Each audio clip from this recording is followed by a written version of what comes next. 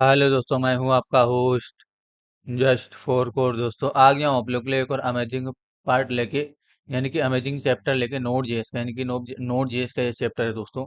इस वाले चैप्टर में हम लोग और आगे अपनी स्टडी को लेके चलेंगे, यानी कि अभी तक हम लोगों ने धीरे धीरे अपनी स्टडी को आगे बढ़ाया। अब इसको थोड़ा सा और आगे यानी कि और ज़्यादा मॉडिफाई करने की कोशिश करेंगे यहाँ पर।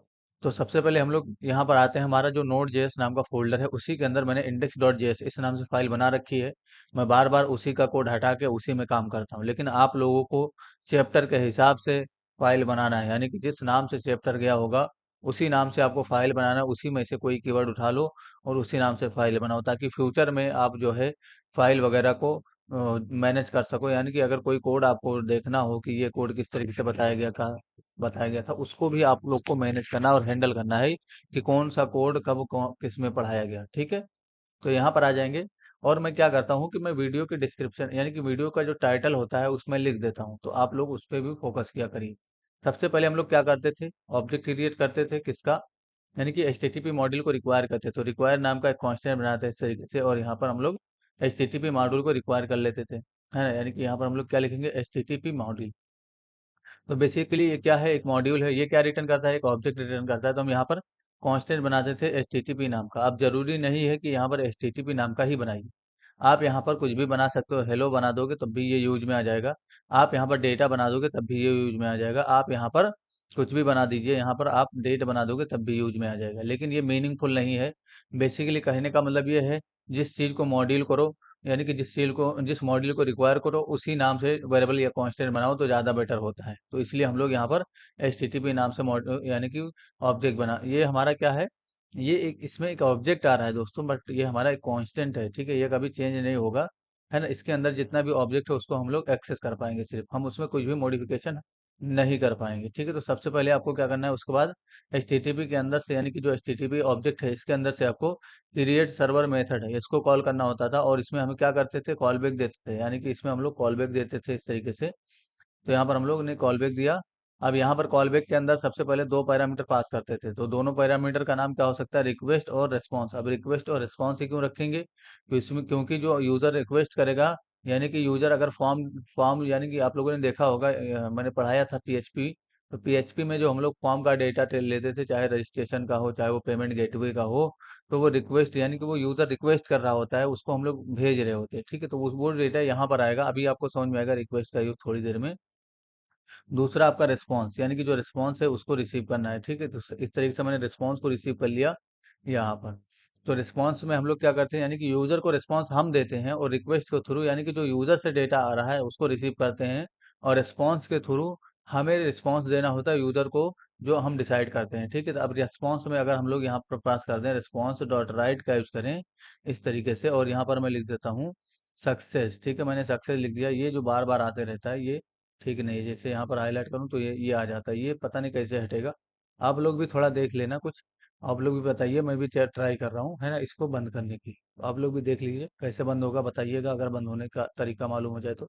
उसके बाद क्या करते थे, हम लोग पोर्ट नंबर डिफाइन करते थे। अच्छा, यहाँ पर हमने कोई भी ऑब्जेक्ट कांस्टेंट नहीं बनाया, तो इसको भी, ये भी एक ऑब्जेक्ट रिटर्न करते हैं, यानी कि जो आपका रिक्वेस्ट क्रिएट सर्वर मेथड है ना, ये भी एक ऑब्जेक्ट रिटर्न करता है। इसलिए हम लोग यहाँ पर एक कांस्टेंट बना देंगे। तो मैंने यहाँ पर कॉन्स्ट कीवर्ड का यूज किया और सर्वर नाम का एक कांस्टेंट बना लिया। ठीक है, अब ये सर्वर नाम का जो कांस्टेंट है इसके अंदर बहुत सारे ऑब्जेक्ट और प्रॉपर्टी हैं।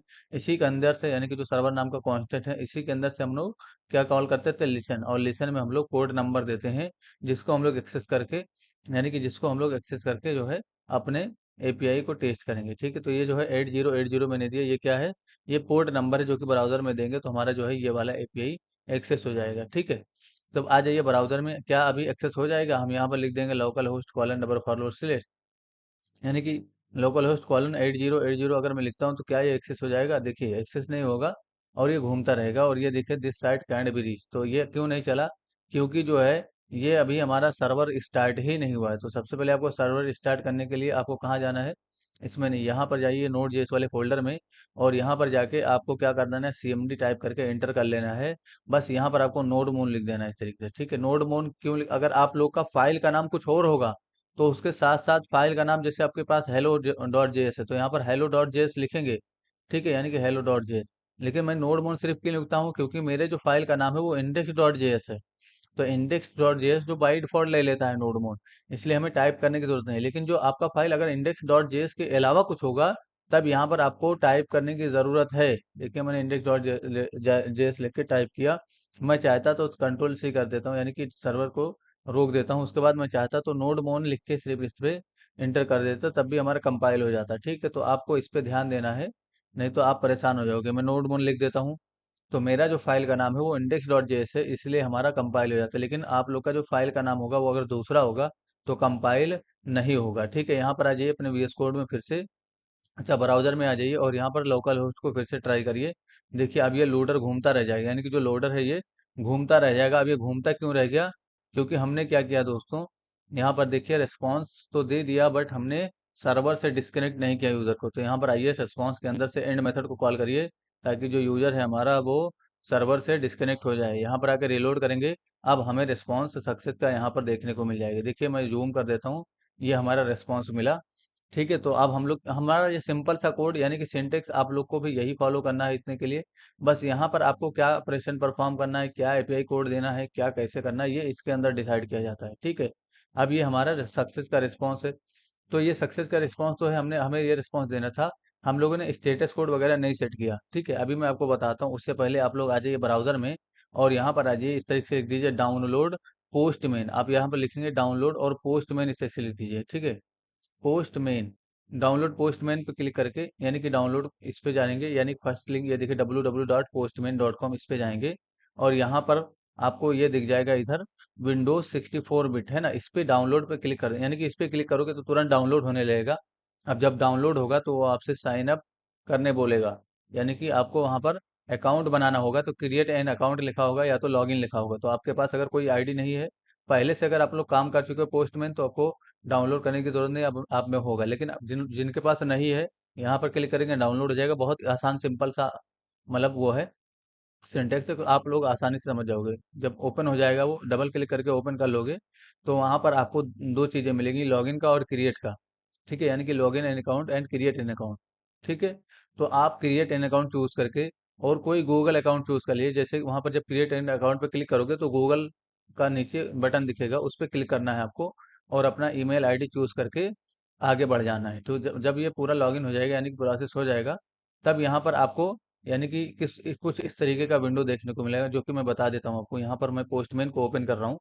देखिए पोस्टमैन मेरा ओपन हो रहा है, थोड़ा सा टाइम लेता है बस एक बार ओपन होने में।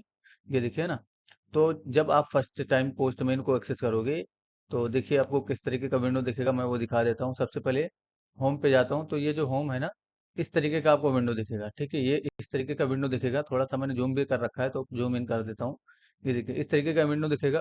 तो आपको यहाँ पर वर्क स्पेस में जाना है और माई वर्क स्पेस इसको चूज कर लेना है। जब आप माई वर्क स्पेस को चूज करोगे तो आपको इस तरीके का विंडो दिखेगा। अब यहाँ पर आपको बहुत सारे रिक्वेस्ट मेथड मिलते हैं, get, post, put, patch, delete, है ना। तो अब हम जो अपना एपीआई है उसका यहाँ से रिक्वेस्ट करेंगे और यहीं पर रिस्पॉन्स लेंगे। तो ये जो है दोस्तों बेसिकली पोस्टमैन एक एपीआई टेस्टिंग टूल है। तो अगर आपसे कोई पूछता है कि व्हाट इज पोस्टमैन, तो आपको पोस्टमैन क्या क्या कहना है, यानी कि पोस्टमैन क्या है? पोस्टमैन एक एपीआई टेस्टिंग टूल है। तो हमारा एपीआई का जो यूआरएल है वो क्या है, वहाँ वो यहाँ पर देते हैं। जैसे अभी हमारे एपीआई का यूआरएल क्या है, यहाँ से जाओ, यहाँ पर इस तरीके से और कॉपी करो, कंट्रोल सी करो और यहाँ पर आ जाओ। तो हमारे एपीआई का जो यूआरएल है वो अभी क्या है, लोकल होस्ट कॉलन 8080। उसके आगे हमें एच टी टी पी जरूर लगा देना है इस तरीके से। ठीक है, तो H T T P colon double forward slash और लोकल होस्ट 8080, ये आपका एपीआई है। जब आप इस पर क्लिक करोगे तो देखिए सेंड कर, जब हमने सेंड पे क्लिक किया तो देखिए हमें सक्सेस का रिस्पॉन्स नीचे मिलेगा। थोड़ा जूम कर देता हूँ, ये देखिए ना, इस तरीके से सक्सेस का रिस्पॉन्स मिला। ठीक है, यहाँ पर अब यहाँ से आप गेट भी चूज करिए या पोस्ट चूज करके आप सेंड पे क्लिक करो, दोनों केस में आपको रिस्पांस मिल जाएगा और स्टेटस कोड आपको यहाँ पर देखने को मिलेगा। ये रहा आपका स्टेटस कोड। तो थोड़ा सा इसको अभी जिस तरीके से बताया जा रहा है उसी तरीके से आपको काम करना है। आपको टेंशन लेने की जरूरत नहीं, ये भी आपको समझ में आ जाएगा। बेसिकली अब एपीआई टेस्टिंग, यानी कि अगर आप नोड जे सीख रहे हो तो आपको पोस्टमैन भी चलाने आना चाहिए, यानी कि पोस्टमैन से किस तरीके से रिक्वेस्ट करते हैं, किस तरीके से पोस्टमैन से डेटा भेजते हैं, ये सब भी आपको पता होना चाहिए। इसलिए आपको पोस्टमैन भी बताया जा रहा है साथ में। ठीक है, तो ये बताना जरूरी है दोस्तों, यानी कि आपके प्रोजेक्ट का पार्ट है, ये नोड जेएस का ही पार्ट है, इसलिए मैं बता रहा हूँ। ठीक है, अब यहाँ पर देखिए रिस्पॉन्स क्या आया, सक्सेस, यानी कि हमने रिस्पॉन्स दिया सक्सेस और यहाँ पर स्टेटस को 200, इसके लिए तो ठीक है। लेकिन अगर हम रिस्पॉन्स फेल्ड कर दें यहाँ पर अगर हम रिस्पॉन्स फेल्ड का दे दें तो क्या हमारा मैं फेल्ड यहाँ पर लिख देता हूँ इस तरीके से। कभी कभी स्पेलिंग मिस्टेक हो जाता है दोस्तों, तो आप लोग उस पर मत ध्यान दिया करो। आप लोग अपना स्पेलिंग सही से लिखा करो, ठीक है। यहाँ पर आ जाता हूँ और देखिए मैंने फिर से सेंड पे क्लिक किया। यहाँ पर फेल्ड आया, बट स्टेटस कोड देखिए क्या है, 200। तो 200 तो सक्सेस का स्टेटस कोड होता है, बट हमने रिस्पॉन्स क्या दिया, फेल्ड। तो हमने कहा यहाँ पर हमने क्या किया, हमने यहाँ पर कहीं स्टेटस कोड वगैरह हैंडल नहीं किया। तो आपको अगर फेल्ड का रिस्पॉन्स देना है तो रिस्पॉन्स से पहले हमें स्टेटस कोड को लिखना होता है। तो राइट हेड का यूज करेंगे इसके अंदर से, यानी कि रिस्पॉन्स के अंदर से ही राइट हेड का यूज करेंगे। और पहला जो आपका इसमें दो पैरामीटर होता है राइट हेड के अंदर। फर्स्ट पैरामीटर आपका स्टेटस कोड होता है, सेकंड आपका कंटेंट टाइप होता है। तो फर्स्ट पैरामीटर हमें स्टेटस कोड क्या देना है, 401, यानी कि फोल्ड का जो है अनऑथराइज होता है, तो अनऑथराइज के लिए आप 401 दे सकते हो। उसके बाद कॉमा से सेपरेट करना है और दूसरा पैरामीटर यहाँ पर आपको डिफाइन करना है, इस तरीके से लिखना है। यहाँ पर देखिए, देखिए सॉरी, कॉमा से सेपरेट करेंगे और यहाँ पर दूसरे के लिए यहाँ पर जेसन का सिंबल देंगे इस तरीके से। और यहाँ पर मैं आपको फिर से दिखा देता हूँ, इस तरीके से सिंबल लेना है, एंटर कर लेना है। यहाँ पर टर्मिनेट कर देंगे। ये जो बार बार हिंट देता है ना, ये अच्छा नहीं लगता। जैसे यहाँ पर आता हूँ, ये देखिए है ना, अभी यहाँ पर ये बड़ा सा जो लिख के आ जाता है, पता नहीं क्या है ये। इसको बंद करना पड़ेगा, नहीं तो आप लोग कोड भी नहीं देख पाओगे। ठीक है, चलिए अब यहाँ पर हम वो कंटेंट टाइप को डिफाइन करते थे। तो कंटेंट टाइप हमारा क्या होना चाहिए, कंटेंट हाइफन टाइप का यूज करेंगे इस तरीके से। और कंटेंट टाइप क्या करते थे हम लोग, एप्लीकेशन स्लैश जेसन। ठीक है, तो अभी मैं आपको धीरे धीरे बता रहा हूँ, इसी तरीके से आपको काम करना है। तो सेम ये प्रोसेस सेम ही करना है आपको, इसमें कुछ भी चेंजेस नहीं हो सकता है। ठीक है।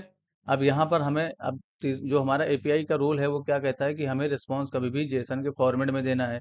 तो एक रिस्पांस प्रिपेयर कर लेते हैं। तो यहाँ पर मैं आर ई एस नाम का एक कांस्टेंट बना लेता हूँ, इस तरीके से कॉन्स्ट आर ई एस, यानी कि कॉन्स्ट कीवर्ड किया और रिस्पांस इस नाम से मैंने एक वो बनाया। और मैसेज नाम का प्रॉपर्टी सेट करता हूँ इसके अंदर इस तरीके से। और यहाँ पर मैं क्या करूँगा, रिस्पांस मुझे देना है फील्ड का, तो यहाँ पर मैं फील्ड लिख दूंगा, ठीक है, इस तरीके से।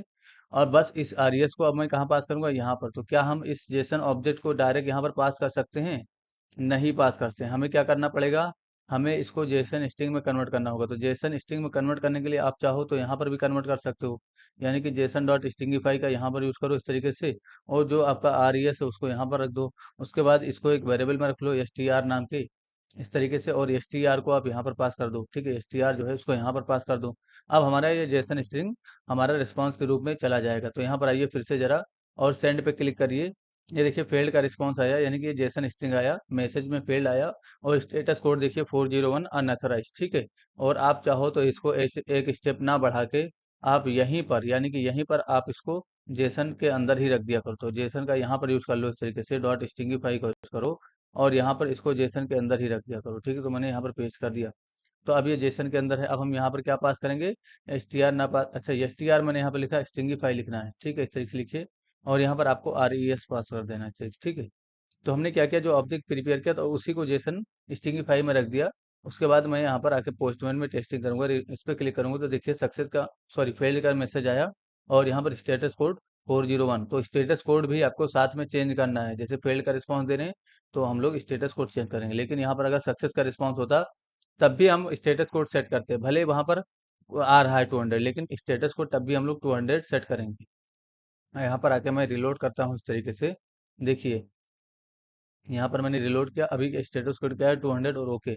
अगर हम 201 कर देते, यानी कि 201 कर देते स्टेटस कोड, तो ये स्टेटस कोड आप ही को डिसाइड करना है। इसलिए तो ब्राउजर समझ पाएगा कि आपका किस तरीके का रिस्पॉन्स आ रहा है।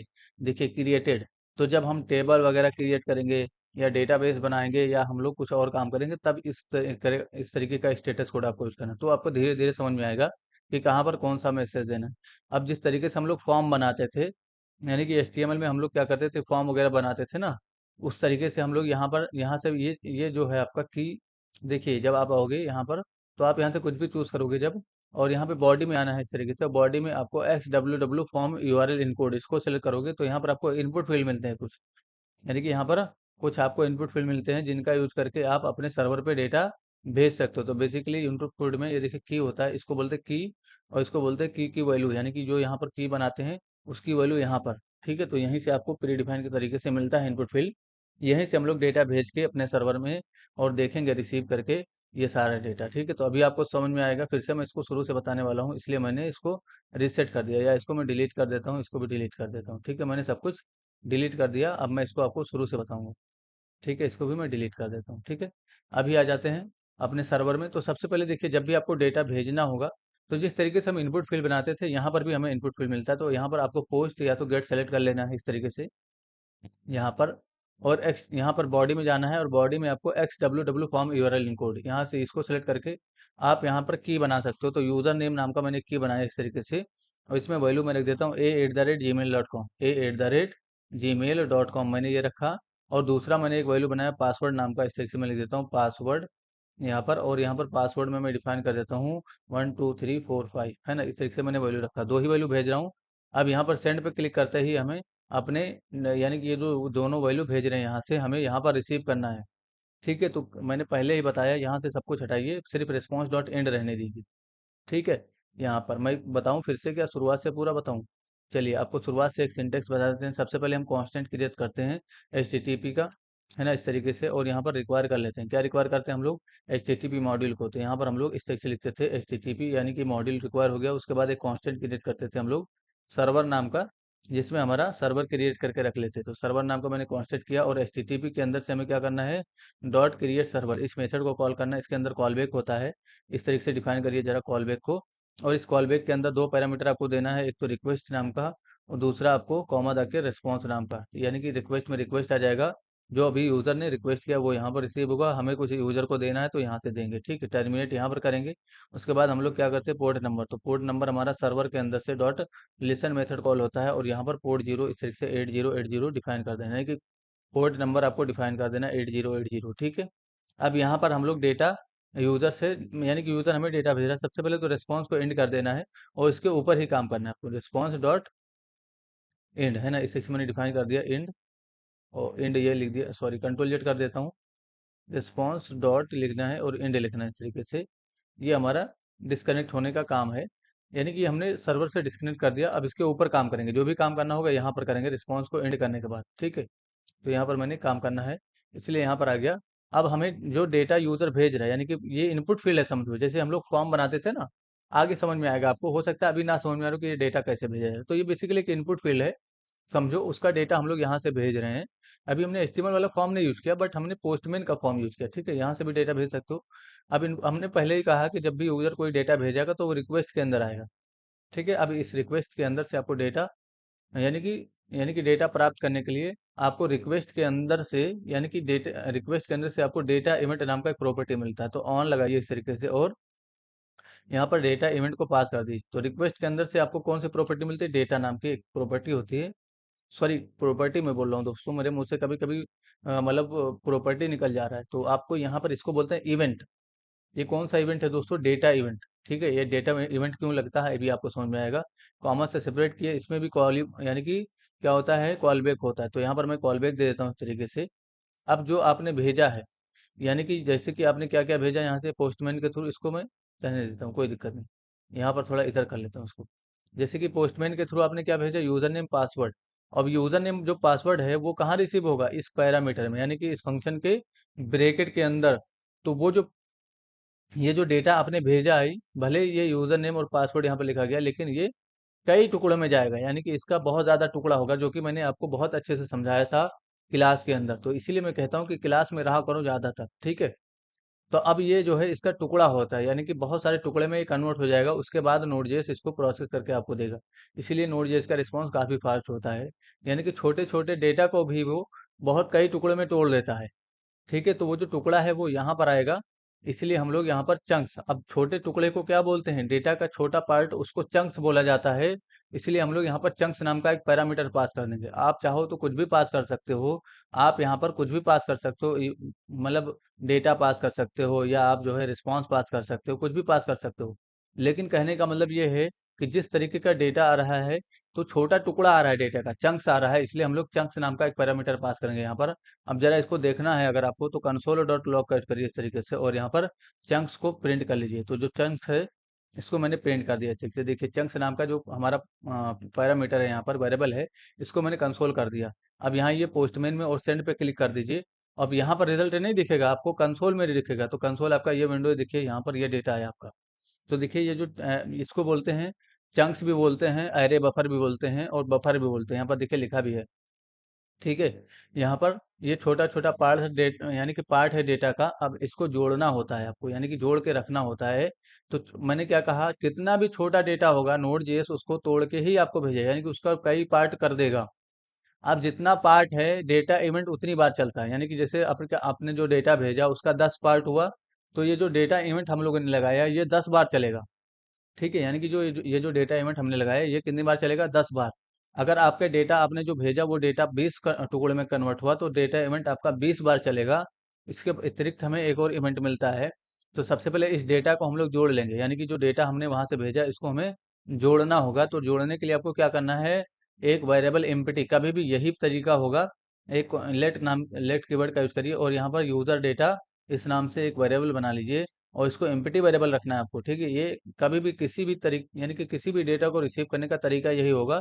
पहले आपको एम्प्टी वेरिएबल बनाना है, उसके बाद एक एक करके इसमें डेटा भेजना है। तो ऐसे एक एक करके इसमें कैसे डेटा भेजोगे, यूजर डेटा इक्वल टू क्या कर देंगे हम लोग, चंक्स, यानी कि जो चंक्स है उसको हम यहाँ पर भेजेंगे। तो लेकिन अभी क्या होगा, यहाँ पर जैसे कि पहला चंक आया ए नाम का, मैं अभी एग्जांपल ले रहा हूँ यहाँ पर, जैसे पहला चंक आया ए नाम का, तो वो यहाँ पर तो जाएगा, यानी कि यहाँ पर जाएगा ए, इस तरीके से ए चला जाएगा। लेकिन दूसरा चंक आया बी नाम का, तो अब क्या होगा, अब बी जब आया गया इसमें तो ये जो यूजर डेटा है यहाँ पर जाएगा बी, लेकिन वो ए को हटा देगा, यानी कि जो पहले से ए था वो हटा देगा। इसी तरीके से जब सी आएगा तो यहाँ पर भी क्या होगा, ये बी को हटा के अपना जगह ले लेगा सी। ठीक है, लेकिन अगर हम यही चीज इस तरीके से प्लस इक्वल टू में लगाएं, यानी कि प्लस इक्वल टू करके लिखें, तो यानी कि जो पहले ए आया वो भी रह जाएगा, जो बाद में बी आया वो भी रह जाएगा। ए बी सी डी नहीं आता है, बट मैं एग्जांपल ले रहा हूँ, और डी आएगा तो वो भी यहाँ पर रुक जाएगा। इसलिए हम लोग यहाँ पर क्या लिखेंगे, प्लस इक्वल टू लिखेंगे। इसको हमने जावास्क्रिप्ट में और अच्छे से बताया ही था आपको, इसके लिए है ना।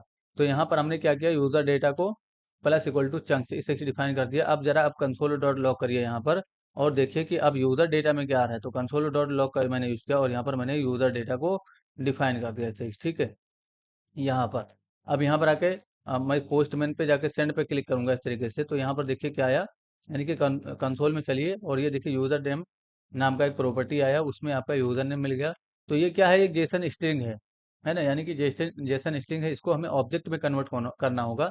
तो हम इसको डायरेक्ट जेसन डॉट पार्स नहीं कर सकते। ठीक है, अब यहाँ पर देखिए जरा नीचे आइए, तो कोई भी एक्शन परफॉर्म करना होगा जब आपका पूरा डेटा रिसीव हो जाएगा। तो पूरा डेटा रिसीव यहाँ पर हो रहा है ना, यानी कि इसमें रिसीव हो जा रहा है पूरा डेटा। अब हमें क्या करना है, इसके बाद रिक्वेस्ट के अंदर से ऑन एंड मेथड को कॉल करना है। जब हमें कोई भी रिस्पॉन्स देना होगा यूजर को, या कोई भी एक्शन परफॉर्म करना होगा, तो हम रिक्वेस्ट के अंदर से ऑन एंड मेथड को कॉल करेंगे, यानी कि जो रिक्वेस्ट मेथड मतलब पैरामीटर है हमारा, इसके अंदर से ऑन को मेथड को कॉल करेंगे और यहाँ पर एंड डेटा यानी कि एंड इवेंट को कॉल करेंगे। तो ये एंड भी एक इवेंट है आपका। यहाँ पर आप क्या करिए, कॉमा से इसको सेपरेट करिए और कॉल बैक इसमें भी होता है। ठीक है, यहाँ पर मैंने कॉल बैक दिया, तो ये इवेंट है, ये इवेंट है। अब ये इवेंट क्या होता है, जैसे कि हम लोग जावास्क्रिप्ट में ऑन क्लिक, है ना, क्लिक, है ना, जैसे कि हम लोग मतलब वहां पर लिखते थे ना, जे क्वेरी में सबमिट ऑन सबमिट लिखते थे, ऑन चेंज लिखते थे। तो कैसे लिखते थे हम लोग, जैसे कि मैं आपको बताऊं यहाँ पर, जैसे हम लोग डॉक्यूमेंट डॉट बॉडी का यूज करूँ इस तरीके से, और यहाँ पर मैं लिख दूँ डॉट एड इवेंट लिसनर। और यहीं पर तो हम लोग लिखते थे क्लिक। ये देखिए, जैसे मैं चाहता हूँ बॉडी पे क्लिक करके कोई काम करे तो यहाँ पर फंक्शन डिफाइन करते थे। इसी तरीके से तो काम करते थे। तो बेसिकली ये भी एक इवेंट है, यानी कि ये भी एक इवेंट। तो क्लिक क्या है, एक इवेंट है। इसी तरीके से डेटा यहाँ पर क्या है, एक इवेंट है। और जो एंड है ये भी एक इवेंट है। ठीक है, तो ये जो एंड वाला इवेंट है, अभी मैं इसको हटा देता हूँ, इसको मैंने समझाने के लिए किया आपको। ठीक है, तो यहाँ पर एंड जो है ये इवेंट है, लेकिन ये इवेंट कब काम ट्रिगर होगा, जब ये काम खलास कर लेगा। जैसे 50 बार ये चलेगा कब, जब 50 यानी कि 50 अगर डेटा का टुकड़ा आ रहा है तो ये 50 बार चल जाएगा, उसके बाद ही ये कोड चलेगा। ठीक है, यानी कि इसके अंदर का कोड जो होगा वो कब चलेगा, इसका रिस्पॉन्स कंप्लीट होने के बाद। जैसे पहला आया, दूसरा आया, तीसरा आया, तो ये जितना डेटा आता है उतनी बार चलता है। ठीक है, लेकिन ये जो है कभी भी आपको इसमें काम ही करना पड़ेगा एंड के अंदर। तो जब भी आपको रिस्पांस कुछ भी देना होगा यूजर को, तो उसको यहाँ से रिस्पांस देंगे। ठीक है, और रिस्पांस डॉट एंड यहाँ पर ना एड करके इसके अंदर हम लोग एंड करेंगे यहाँ पर, नहीं तो हमें प्रॉब्लम आ जाएगी, हमें रिस्पांस यूजर तक नहीं पहुंचा पाएंगे हम लोग। ठीक है, अब यहाँ पर हमें काम करना है, तो रिस्पांस डॉट एंड मैंने इसके अंदर रखा। अब हमें क्या करना है दोस्तों, ये जो यूजर डेटा है इसको हमें ऑब्जेक्ट में कन्वर्ट करना है। तो ऑब्जेक्ट में कन्वर्ट करने के लिए आप यहाँ पर जेसन डॉट पार्स इस तरीके से मतलब यहाँ पर मैं एक बार जेसन डॉट पार्स यहाँ पर लिखता हूँ इस तरीके से, और यहाँ पर मैं यूजर डेटा जो है हमारा उसको मैं ऑब्जेक्ट में कन्वर्ट कर लेता हूँ, और यहाँ पर मैं एक कांस्टेंट बना लेता हूँ यानी कि यहाँ पर मैंने कॉन्स्ट कीवर्ड का यूज किया इस तरीके से, और डेटा नाम का मैंने कांस्टेंट बनाया इस तरीके से, और कंसोल डॉट लॉग में इसी के जस्ट नीचे कंसोल डॉट लॉग का यूज करूंगा, और डेटा को मैं पास कर दूंगा। मैंने आपको रात में इसको और अच्छे से समझाया था कि एंड कब काम करेगा, कब ये डेटा इवेंट कितनी बार चलता है ना। तो वो ये कितने बार चलता है, जितनी बार डेटा का टुकड़ा आया, और ये कितनी बार चलता है जब ये खत्म हो जाता है, यानी कि डेटा टुकड़ा, यानी कि जब ये काम कर देता है अपना, ये रुक जाता है, तब ये चलता है एंड हमारा। ठीक है, यहाँ पर आके जरा पोस्टमैन में और सेंड पे क्लिक करिए, और नीचे आ जाइए, देखिए एरर आ गया। यानी कि जब नीचे आके देखोगे तो एरर आ जाएगा, unexpected token U in JSON at position 0। ठीक है, तो यहाँ पर क्या हो रहा है दोस्तों, यूजर डेटा जो हम लोग पास कर रहे हैं, ये कह रहा है कि ये हमारा जो है यू यू ये जो कोई भी यहाँ पर मतलब जेसन, इस तरीके से हम लोग यहाँ पर पार्स नहीं करेंगे। यानी कि नोड जेएस के अंदर आपको किसी भी जेसन स्ट्रिंग को पार्स करना होगा, तो उसके लिए आपको रिक्वायर करना है मॉड्यूल। तो प्री डिफाइंड मॉड्यूल है नोड जेएस के अंदर, इसलिए हमने उसको इंस्टॉल नहीं किया। जैसे कि नोड जेएस के अंदर जो होगा उसको हम लोग यूज करेंगे, इंस्टॉल नहीं करेंगे। और जो नोड जेएस के अंदर नहीं होगा उसको हम लोग यहाँ पर एनपीएम से इंस्टॉल करते हैं। यानी कि यहाँ पर हम लोग क्या, आर एस लिख दीजिए जरा यहाँ पर इस तरीके से, और इंटर प्रेस करेंगे तो आपका जो सर्वर है फिर से स्टार्ट हो जाएगा। ठीक है, तो जैसे कि एनपीएम हमने लिखा था ना, एनपीएम इंस्टॉल हाइफन जी नोड मोड। तो नोड मोड क्या है, एक मतलब मॉड्यूल है, लाइब्रेरी है, जिसका हमें यूज करना था सर्वर को मतलब रिलोड करते हुए, यानी कि एक बार चालू कर दे तो हमारा सर्वर चलता रहे। ठीक है, तो नोड मोड को हमने इंस्टॉल किया था, लेकिन हमें यहाँ पर जो अभी हम लोग मॉड्यूल यूज करने जा रहे हैं वो प्री डिफाइंड नोड जेएस के अंदर है, तो उसको हम लोग इंस्टॉल नहीं करेंगे, बस यहाँ पर रिक्वायर करेंगे। तो कॉन्स्ट यूज करिए इस तरीके से, मैं क्वेरी नाम का इस तरीके से एक मतलब ऑब्जेक्ट वेरिएबल बनाता हूँ, और यहाँ पर क्या करूँगा, रिक्वायर कीवर्ड का यूज करूँगा इस तरीके से, यानी कि रिक्वायर का यूज करूँगा, और यहाँ पर मैं लिख दूंगा क्वेरी स्ट्रिंग। आपको इसके अंदर से क्वेरी स्ट्रिंग इस मॉड्यूल को रिक्वायर करना है। अब ये जो क्वेरी है इसके अंदर, अब इसके अंदर से आपको पार्स मेथड को कॉल करना है और अपने डेटा को पार्स कर लेना है। तो यहाँ पर हम लोग क्या करेंगे, एक कांस्टेंट बना लीजिए इस तरीके से, डेटा नाम का, डेटा नाम का, और यहाँ पर क्या करिए, JSON dot sorry query dot parse, आपको क्वेरी डॉट पार्स डिफाइन करना है इस तरीके से, और यहाँ पर आपको पार्स कर लेना है। किसको पार्स करना है, यूजर डेटा को। तो यहाँ पर आपको क्या लिखना है, यूजर डेटा, यानी कि जो यूजर डेटा आपका ग्लोबल वेरिएबल है, कॉन्स्ट लिखना था यहाँ पर। यहाँ पर देखिए मैंने कॉन्स्ट लिखना था, ये लिखा। तो ये यूजर डेटा जो हमने पास किया, ये क्या है, ये वाला वेरिएबल है, ये ग्लोबल है, इसको एक्सेस कर सकते हैं। ठीक है, तो यहाँ पर हमने पास कर लिया, और कंसोल डॉट लॉग में पास कर दिया। यहाँ पर आके सेंड पे क्लिक करिए जरा इस तरीके से, और देखिए हमारा नीचे आके जब देखोगे तो ये देखिए जेसन ऑब्जेक्ट में ये कन्वर्ट हो गया। अब इसके अगर ये ऑब्जेक्ट है तो हम यूजर नेम को एक्सेस कर सकते हैं अलग, और पासवर्ड को भी हम लोग अलग एक्सेस कर सकते हैं। यानी कि डेटा के अंदर से अगर हम लोग डॉट यूजर नेम को एक्सेस कर लें इस तरीके से, तो हमें यूजर नेम मिल जाएगा। इसी तरीके से आप चाहो तो डेटा के अंदर से पासवर्ड को एक्सेस कर लो, तो यहाँ पर पासवर्ड मिल जाएगा। लेकिन दो बार आपको कंसोल डॉट लॉग लगाने की जरूरत नहीं है। आप चाहो तो यहाँ पर कॉमा सेपरेट करके यहाँ पर लिख सकते हो। ठीक है, अब यहाँ पर आइए जरा सेंड पे क्लिक करिए फिर से, और यहाँ पर आपको आना है, ये देखिए यूजर नेम और पासवर्ड मिल गया। अब इसी यूजर नेम और पासवर्ड को मैच करके हम यूजर को देखेंगे कि ऑथराइज्ड है या नहीं। तो अभी तो हम स्टैटिक यूजर नेम पासवर्ड देंगे, है ना। ये तो हमारा डायनेमिक आ रहा है, यानी कि पोस्टमैन से जो आ रहा है वो डायनेमिक आ रहा है, लेकिन जो चेक करने का काम करेंगे वो स्टैटिक तरीके से हम करेंगे। अभी आपको समझ में आएगा कि मैं ये क्या बोल रहा हूँ। तो डेटा नाम का आपके पास एक कांस्टेंट है, ये सब हटाइए कंसोल, और यहाँ पर आप चेक कर लीजिए इफ, इस तरह से डिफाइन करिए। अच्छा, अलग अलग दोनों को रख लीजिए, तभी आपको थोड़ा और सिंपल लगेगा। ये तो एक वेरिएबल बना लीजिए जरा, लेट कीवर्ड यूज करिए, और यहाँ पर यूजर नेम इस नाम से एक वेरिएबल बनाइए, और यहाँ पर क्या करिए, डेटा के अंदर से डॉट यूजर नेम इसको यहाँ पर रिसीव कर लीजिए। ठीक है, मैंने यहाँ पर रिसीव किया, टर्मिनेट करूंगा इसी को कॉपी पेस्ट करके, और यहाँ पर पासवर्ड नाम का एक वेरिएबल बनाता हूँ इस तरीके से, और डेटा के अंदर से पासवर्ड को रिसीव कर लूंगा। ठीक है, तो मैंने दोनों को यहाँ पर रिसीव किया। अब यहाँ पर क्या करना है, आपको इफ कंडीशन के अंदर रखना है इस तरीके से, यूजर नेम डिफाइन करना है इस तरीके से, और equal to check, sorry user data मैंने लिख दिया, यूजर नेम लिखना था, इक्वल टू अगर हमारा डेटा डॉट यूजर नहीं सॉरी, इक्वल टू अगर हम स्टेटिक तरीके से यहाँ पर कुछ भी नंबर दे देते हैं, @gmail.com, मैंने इससे मैच किया। अगर इससे मैच कर जाएगा, एंड हम यहीं पर सिंबल देंगे एंड का, और यहाँ पर क्या करेंगे, पासवर्ड इक्वल टू क्या कर देंगे, 1 2 3 4 5 6, इस तरीके से डिफाइन करेंगे। अगर ये दोनों ही सही है, यानी कि दोनों कंडीशन सही है, तो यहाँ पर हम लोग क्या करेंगे, सक्सेस का रिस्पॉन्स देंगे। तो सक्सेस मैंने यहाँ पर लिखा इस तरीके से। ठीक है, और एल्स में जाएंगे, तो एल्स में हमें किसका रिस्पॉन्स देना है, फेल्ड का। तो यहाँ पर हम लोग फेल्ड का रिस्पॉन्स देंगे इसे। ठीक है, तो दोनों मैच कर जाएगा तब सक्सेस का रिस्पॉन्स देंगे, अदरवाइज फेल्ड का रिस्पॉन्स देंगे। तो सबसे पहले सक्सेस का रिस्पॉन्स प्रिपेयर करना है आपको। तो रिस्पॉन्स प्रिपेयर करने के लिए आपको क्या करना है, स्टेटस कोड सेट करना है, तो किसके अंदर से, रिस्पॉन्स के अंदर से आपको राइट हेड इसको कॉल करना है इस तरीके से। और यहाँ पर आपको स्टेटस कोड सेट कर देना है 200, उसके बाद कॉमा से सेपरेट करना है और इसका कंटेंट टाइप आपको सेट कर देना है। तो यहाँ पर आइए, इसी के अंदर कॉमा से सेपरेट करना है और कंटेंट टाइप सेट करने के लिए आपको इस तरीके से डिफाइन करना है। और कंटेंट का सी जो है कैपिटल होगा इस तरीके से, और हाइफन का टी यानी कि टाइप का टी कैपिटल होगा, कॉलन, उसके बाद एप्लीकेशन स्लैश जेसन, ये यहाँ पर दे देंगे। ठीक है, ये मैंने दे दिया। उसके बाद टर्मिनेट करना है, आपको मैसेज प्रिपेयर करना है, तो यहाँ पर एक कांस्टेंट बना लेता हूँ मैं, सक्सेस रेस्पॉन्स। ठीक, तो सक्सेस आ रही है, इस नाम से मैंने कांस्टेंट बनाया और यहाँ पर क्या करूँगा, मैसेज को दे दूंगा। तो मैसेज नाम का एक प्रॉपर्टी इसके अंदर सेट करता हूँ इस तरीके से, मैसेज। और यहाँ पर क्या करूँगा मैं, यहाँ पर मैं लेता हूँ यूज़र ऑथेंटिकेटेड, यानी कि यूज़र ऑथेंटिकेटेड, आप यहाँ पर लिख सकते हो ये चीज़। ठीक है, तो ये बेसिकली अगर जेन्युइन यूज़र होगा तो इसके लिए मैसेज देते हैं। अब इस मैसेज मैसेज को हमें क्या करना है, जेसन डॉट स्टिंगिफाई में रख देना है, ताकि हम लोग रिस्पॉन्स के अंदर इसको पास कर सकें। ठीक है, तो मैंने यहाँ पर यूज़ किया और यहाँ पर ब्रैकेट बंद कर दूंगा। तो हमारे जेसन डॉट स्टिंगिफाई के अंदर चला गया। अब क्या करना है, हमें रिस्पॉन्स देना है, तो रिस्पॉन्स देने के लिए हम क्या करेंगे, रिस्पॉन्स के अंदर से राइट मेथड को कॉल करेंगे इस तरीके से, और यहाँ पर हम लोग जो हमारा सक्सेस रिस्पॉन्स है इसको यहाँ पर पास कर देंगे। ये जो सक्सेस रिस्पॉन्स है इसके पैरामीटर में यहाँ पर मैंने पास कर दिया। ठीक है, तो ये तो हमारा सक्सेस के लिए रिस्पॉन्स हो गया, लेकिन अभी फेल्ड के लिए रिस्पॉन्स भी आपको प्रिपेयर करना है। तो यहाँ पर आइए, फेल्ड के लिए यहाँ पर रिस्पॉन्स करेंगे, यानी कि दोनों डेटा जब मैच नहीं करेगा, ये वाला दोनों डेटा जो आ रहा है, यानी कि यूजर नेम तो डायनेमिक आ रहा है, लेकिन हमने ये जो चेक किया ये हमारा स्टैटिक तरीके से लिखा गया है। तो इसको फ्यूचर में हम लोग डेटाबेस से निकाल के चेक करेंगे, तब आपको समझ में आएगा। ठीक है, अभी स्टैटिक तरीके से लिख दीजिए।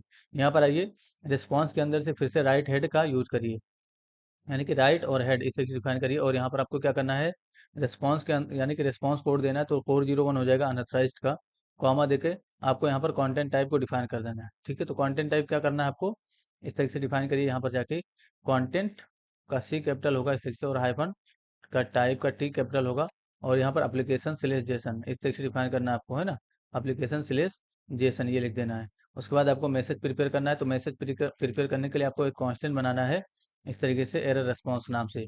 तो जिस तरीके का आपका रेस्पॉन्स हो उसी नाम से कांस्टेंट बनाया करिए। तो एरर रेस्पॉन्स इस नाम से, सॉरी, एरर एरर और रेस्पॉन्स इस नाम से मैंने कांस्टेंट बनाया। और यहाँ पर क्या करूँगा, जेसन डॉट स्टिंगिफाई के अंदर डायरेक्ट रख देता हूँ इस तरीके से। यहाँ पर मैंने इस तरीके से रखा और एक ऑब्जेक्ट दूंगा इसको, यहाँ पर टर्मिनेट करना है, इंटर कर लेना है, और मैसेज के रूप में आपको क्या देना है, यूजर अनऑथेंटिकेटेड। तो मैसेज नाम का एक प्रॉपर्टी सेट करता हूँ इस तरीके से, और यहाँ पर लिख दूंगा मैं यूजर अनऑथेंटिकेटेड। तो अनऑथेंटिकेटेड, है ना, यहाँ पर देखिए आप लोग, ऊपर हमने ऑथेंटिकेटेड दिया था, बट यहाँ पर हमने यूजर अनऑथेंटिकेटेड। उसके बाद क्या करना है आपको, रिस्पॉन्स के अंदर से क्या कॉल करना होता है, राइट मेथड को कॉल करना है, जो कि ब्राउजर में हमें रिस्पॉन्स देना है इसलिए। और यहाँ पर क्या देंगे हम लोग, एरर रिस्पॉन्स, यानी कि जो एरर रिस्पॉन्स आपने प्रिपेयर किया उसको यहाँ पर पास कर दीजिए। यहाँ पर आपको कॉमा से सेपरेट करना है, बट हमने टर्मिनेट कर दिया। ठीक है, अगर एक ही यहाँ पर ऑब्जेक्ट यानी कि एक ही प्रॉपर्टी है तो आपको सेपरेट करने की कोई आवश्यकता नहीं है। अब पोस्ट मेन में आ जाइए, सेंड पे क्लिक करिए जरा यहाँ पर, और देखिए मैसेज में क्या है, यूजर अनऑथेंटिकेटेड, और रिस्पॉन्स कोड क्या है, 401। अब ऐसा क्यों हुआ, यहाँ पर आइए जरा, मैंने क्या चेक किया था देख लेते हैं, a@gmail.com, यानी कि यहाँ पर हमने a@gmail.com को चेक किया, तो पासवर्ड 123456, यहाँ पर देखता हूँ a@gmail.com है, बट पासवर्ड 12345 है। तो यहाँ पर जाके हम लोग चेंजेस करेंगे, यानी कि पासवर्ड हम लोग 5 तक ही रखेंगे। उसके बाद फिर से आइए पोस्टमैन में और सेंड पे क्लिक करिए। अब यहाँ पर देखिए मैसेज क्या आया, यूजर ऑथेंटिकेटेड, और रेस्पॉन्स कोड देखिए 200, यानी कि ओके का आ गया, है ना। तो ये हमारा अलग अलग यहाँ, यानी कि अगर हम पासवर्ड भी गलत करें या अगर हम यूजर नेम को गलत कर दे, तो हमारा यूजर अनऑथेंटिकेटेड का मैसेज आ जाएगा, यूजर अनऑथेंटिकेटेड, और 401 यानी कि स्टेटस कोड आ गया। अब चाहो तो दोनों के लिए आप अलग अलग मैसेज दे सकते हो, तो दोनों के लिए अलग अलग मैसेज देने के लिए आपको कुछ नहीं करना है, दोनों को यहाँ पर नेस्टिंग करना होगा। तो इसका, यानी कि इफ आपने यूजर नेम के लिए चेक कर लिया, अब इसका एल से हो जाएगा ये। अच्छा, आपको ये भी डिसाइड करना होगा यहाँ पर, आप ये सोच रहे होंगे कि रिस्पॉन्स डॉट, ये जो राइट हेड है उसको हमें कितनी बार लिखना है। जितनी बार आपको रिस्पॉन्स देना है उतना बार लिखना है। जैसे हमें यहाँ पर रिस्पॉन्स देना था इसलिए हमने यहाँ पर लिखा, यहाँ पर भी हमें रिस्पॉन्स देना था इसलिए हम लोगों ने यहाँ पर भी लिखा। ठीक है, तो यहाँ पर अब हम क्या करेंगे, अब ये मैच कर जाता है तो अब हम पासवर्ड को मैच करेंगे, उसके बाद रिस्पॉन्स देंगे। और उसके लिए अलग से एल्स में हमने यहाँ पर देखिए क्या लिखा है, यूजर अनऑथेंटिकेटेड, तो यहाँ पर ये क्या करिए, आप यूजर नेम अनऑथेंटिकेटेड कर दीजिए। ठीक है, इस तरीके से। अब इसके अंदर का जितना भी कोड है कंट्रोल एक्स कर लीजिए, इसको हम लोग कब रिस्पॉन्स देंगे, जब पासवर्ड भी मैच करेगा। तो कैसे पास करेंगे, यहाँ पर इफ, और यहाँ पर पासवर्ड इक्वल टू क्या डिफाइन करना है आपको, यहाँ पर 1 2 3 4 5, अगर इसके बराबर है तो जो हमने अभी कोड किया था वो चलेगा यहाँ पर। अदरवाइज एल्स इसका देंगे तो एल्स इसका क्या हो जाएगा, इस तरीके से आपको डिफाइन करना है यहाँ पर। और यही कोड कॉपी कर लीजिए, जो एरर मैसेज है आपका, इसको कॉपी कर लेता हूँ यहाँ से, कंट्रोल सी किया मैंने और यहाँ पर लाके डिफाइन कर देता हूँ, यानी कि एल्स में।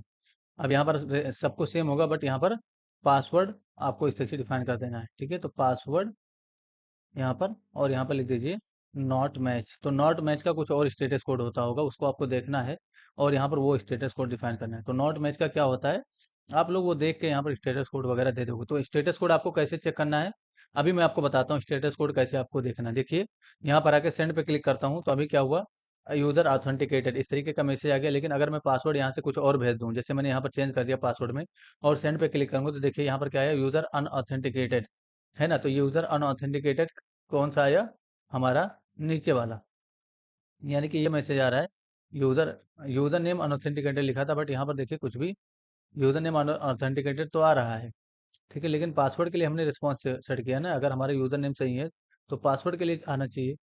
तो यहाँ पर देख लेता हूँ, यूजर नेम इक्वल्स टू, ये देखिए है ना, यहाँ पर आप पहले इसको सही करिए, a@gmail.com कर दीजिए, तभी तो पासवर्ड चेक होगा।